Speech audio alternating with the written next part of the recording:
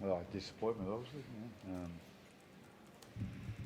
Yeah, obviously, losing a grand final, is hard, but you sort of console yourself a little bit with, grand finals are hard to get to. They're hard to get to, and obviously they're hard to win it as well. So, you know, congratulate the boys on having a good year and getting here. But it's obviously very disappointing.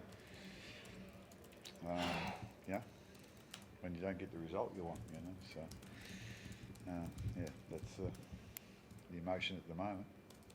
Craig, how big a turning point was the no try just a couple of minutes into the second half? Jerome gives you guys a momentum. It would have been 16-point lead, and then Reece Walsh does his thing.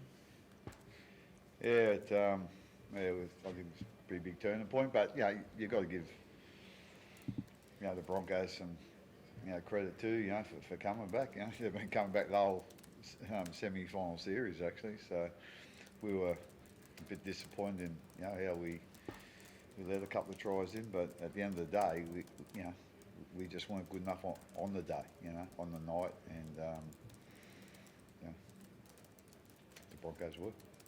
What were you thinking when Ellie makes that break, final minute? Did you think something special was about to happen? I would have liked to, but obviously it didn't. But again, there was a few other instances in the game where that could have happened, but it could have happened for the Broncos too. So at the end of the day, things happen for a reason, and I'm sure you had a plan to stop Reece Walsh. What did he do? It didn't work. Yeah. So yeah.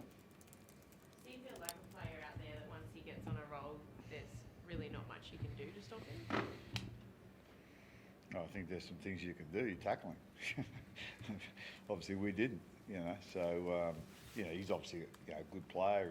He's quick and he's strong. That's probably the X factor in him, to be quite honest. Everyone knows he's quick, but he's so strong in contact. And we didn't do much of a job. Harry, what do you think changed in the second half? What do you think changed in the second half?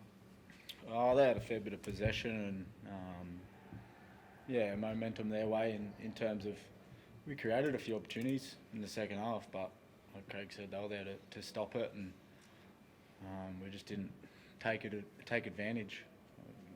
We're on the back foot a lot of that second half, but we still managed to find ways to give ourselves a sniff, and credit to the Bronx in the way they turned up and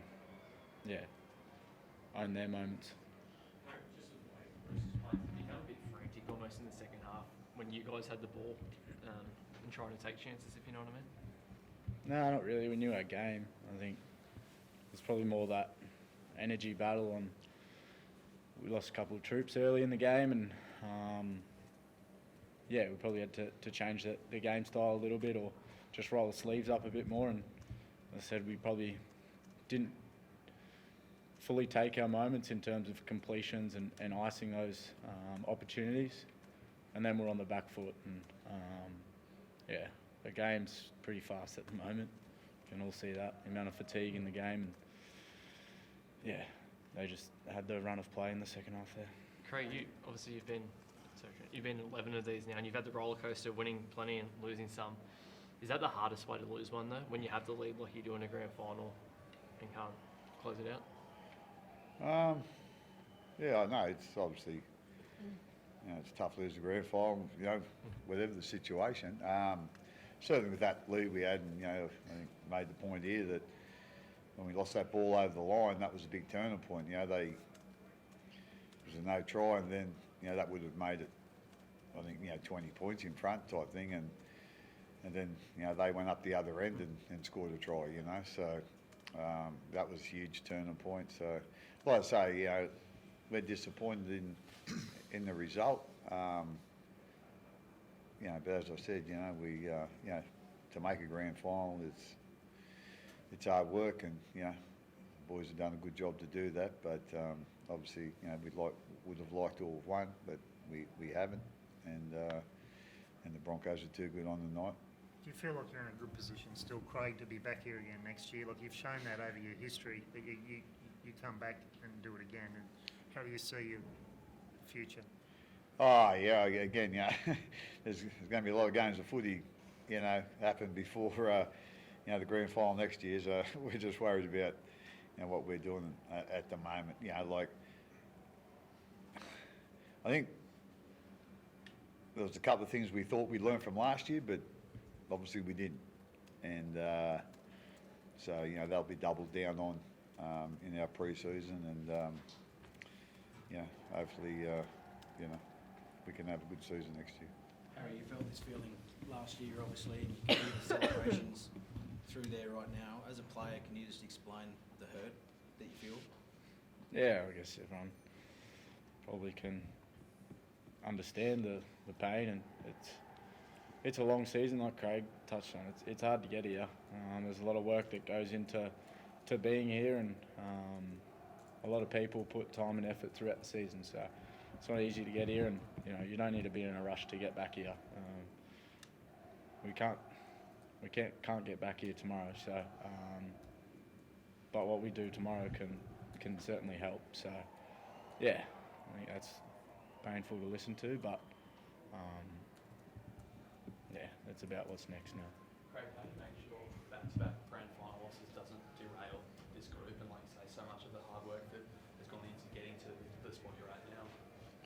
No, it'll be up, depending on all the people in the club, the staff and the players, and how hard they want to work next year. So, starting the pre-season. If we don't want to work hard, well, we won't be back in next year. If we want to put the work in, well, we'll be a chance. Did you see times tonight where there wasn't hard work being put in? Oh, no, I think, I don't think we were overly smart at times, but, I think we worked pretty hard.